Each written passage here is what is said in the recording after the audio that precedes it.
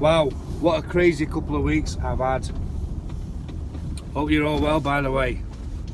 Sunshine and snow, it's all that about. I've, as some of you may well know, I borrowed a 3-wood and a driver from Dan Webster down at Cleveley's, St Anne's Old Links. Cleveley's, where have we got that from? To do a bit of a review on.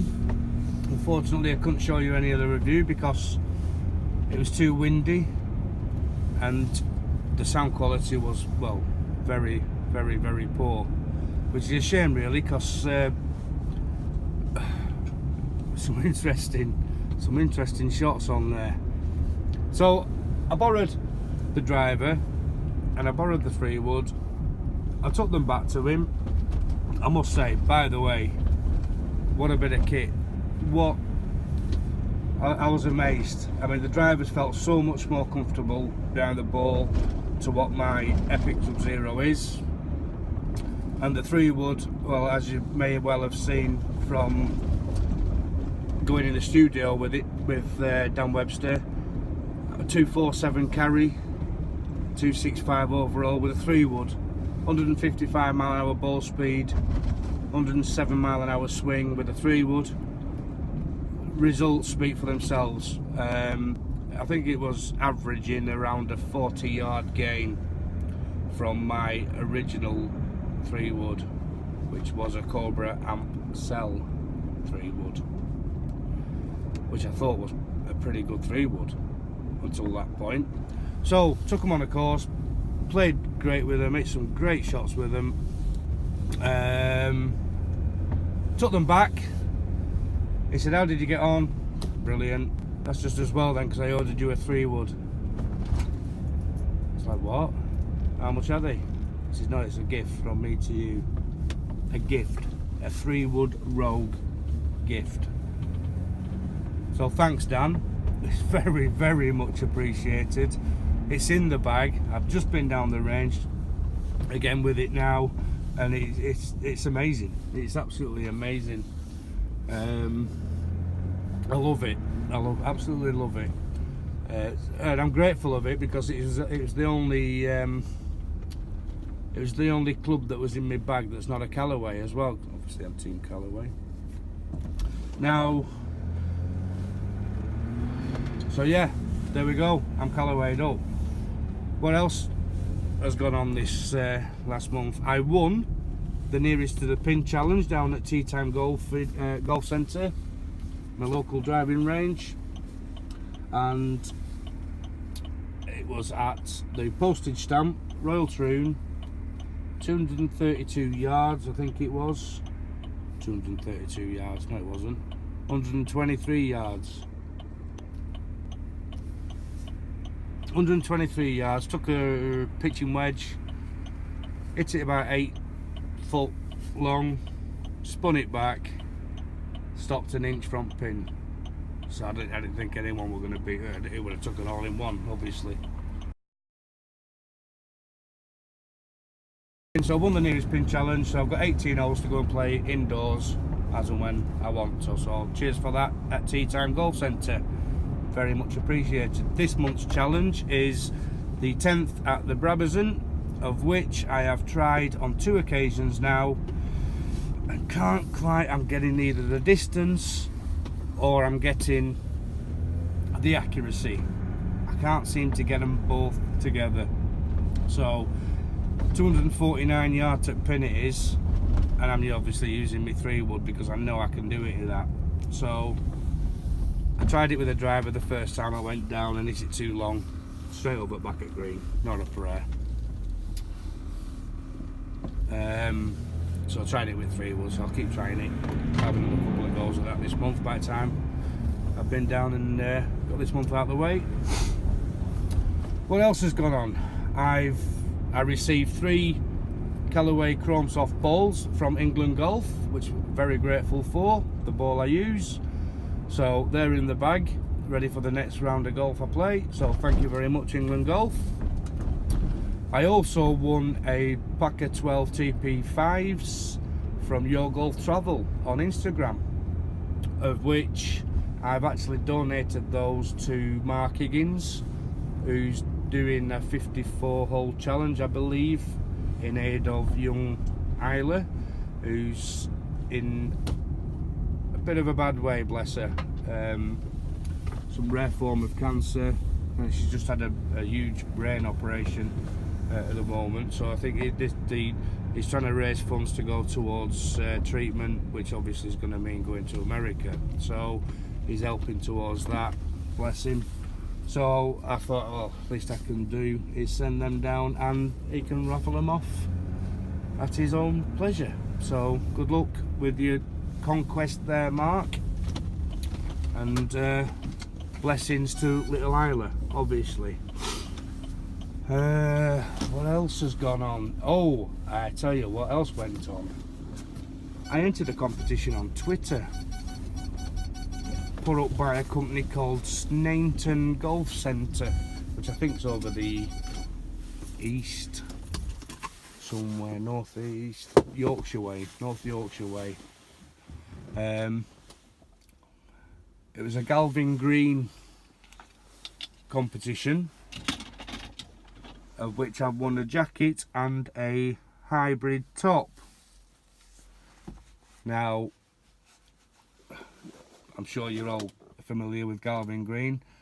I think it's one of those products where we'd all like one, but the cost of them, can you justify the cost of them? Well, I've won a set, so I'm buzzing, to say the least. So hopefully that's going to make a massive difference to my game in bad weather as well.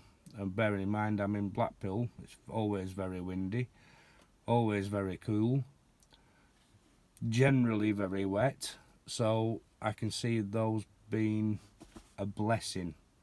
4,500 quid's worth. So thank you very much, Snainton Golf Centre and the team there, and also Galvin Green, obviously. So very, very grateful. I also put my name in the bag to become an ambassador for Bandit Golf, because I think it's a great brand, an absolute brilliant brand. I mean, for golfing, Bandit Golf Apparel, and look how they've done it. I think that's just genius, personally. Yeah. So they were asking for 4 ambassadors from around Europe. So I duly obliged and put my name down there for them. But they didn't choose me. I'm not bitter. Or maybe I am a little bit. I just think it's a great brand, and I do still think it's a great brand. It is a good brand. What a great brand! Whoever it is that came up with that branding is genius. Honestly, I think it's brilliant. And to be fair, I've seen some of the caps and the bobble hats that they're doing, and they're classy. They're pretty reasonable, £18 odd.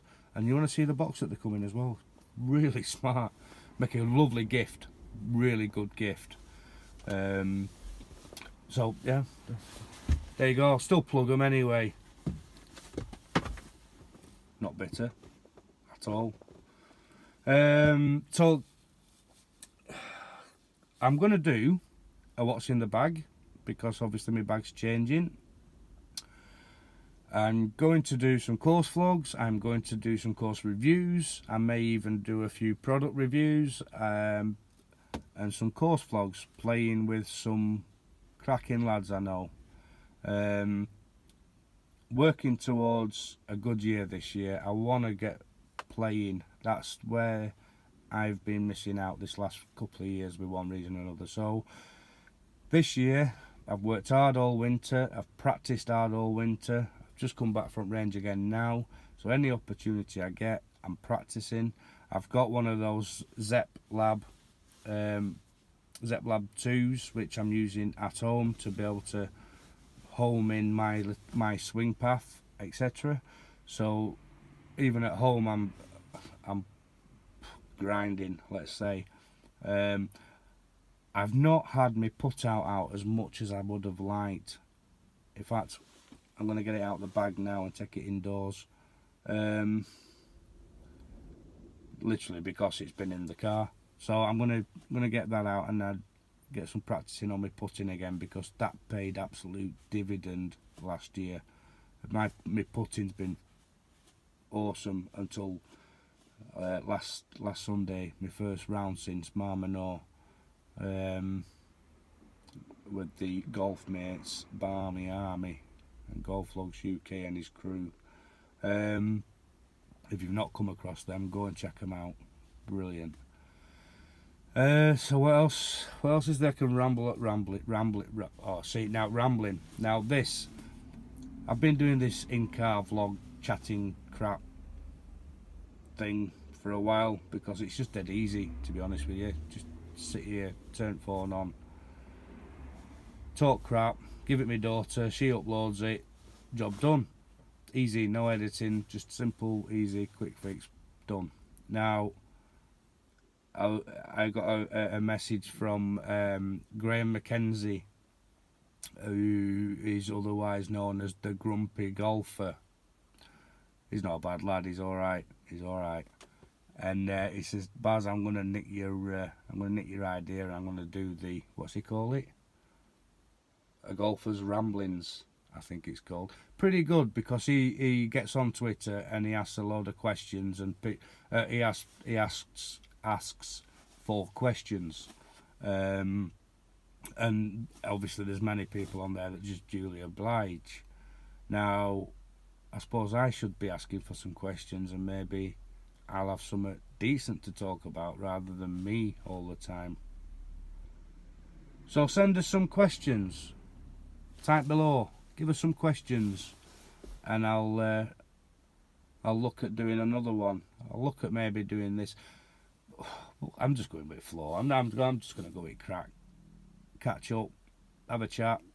But if you've got any questions, ask them, fire away, and I'll see if I can answer them and give you a shout. Okay, so that's about it for the time being. There is plenty going to be coming soon. I'll let you know what I think of the Galvin Green tops. I keep wanting to call it Calvin Klein. Galvin Green. So I'll let you know what I think of them and whether or not they're worth the money. Because they are big money, aren't they? Big money. So have a look at them. I hope I've ordered right size as well. Imagine that, if they come and I've ordered wrong size. Anyway,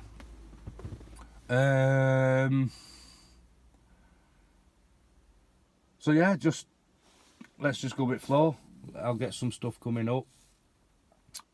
I've got get my handicap sorted out. Just signed up with Staying in Lodge again through the Swing Studio. Cost me £75 for the year. That entitles me to a full Kongu handicap and rights to play in Staining's competitions. Obviously I need to still pay a green fee and prize money, obviously, which I don't mind doing that.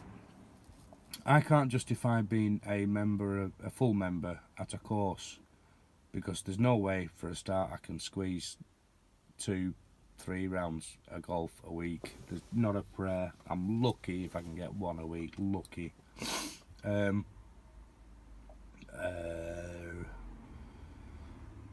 So it'd just be wasted money, and it's money I just don't have to throw away at present. So even if I did, even if I could afford it, I think it'd still be wasted money anyway, because of YouTube, because of Twitter, and this, that and the other. I get invited to other courses to play with other people, and that's what I'd rather be doing. I want to play more courses. I don't want to play just one course continuously. I want to go and meet new people and see new courses and witness, all sorts. I want to enjoy golf. I want to get out and enjoy it rather than it being a bit of a groundhog, you know what I mean? I do get bored as well, so being a member of of a club, a full member of a club, and having to play twice, 3 times a week to make it worthwhile, I can't justify it. So that's why I go through the Swing Studio, which is perfect for me. I believe there's not a lot of clubs that do that. I have heard of a couple, 2 or 3 through Twitter, whose clubs do that. Let me know. What do you think? Do you think it's a good idea? Do you think all clubs should be doing that to encourage people getting involved? I think what my club should do is possibly say to whoever signs up through that, is to at least play in 3 of the 10, 12 competitions that there are annually, that they play at least 2 or 3 of them, and that way they can keep a proper aspect of the handicap itself, I suppose. But I want to do as much as I can anyway through staying in lodge. I want to help support the club itself, obviously, as well, as best I can. But I also want to play in their handicap league, the Northwest Handicap League, of which they've just worked so hard to get a place in. So hopefully, if I can get my handicap straightened up and sorted out down to 14 handicap, because I think its minimum handicap is 14. So if I can pull my finger out and get to where I should be, then hopefully I can play in a few proper competitions as well, which will mean playing a few of the local courses that are just a little bit out of my reach, you know. So yeah, it's all happening. It's all going on this year. So let's bring it on. So look forward to it and getting out there and meeting some new folk. So fire away, ask some questions. If I can answer them, I will do. Give it a thumbs up, a thumbs down. Want to talk to me on Instagram, Barry Edwards 75. Want to talk to me on Twitter, it's @Rory's Driver.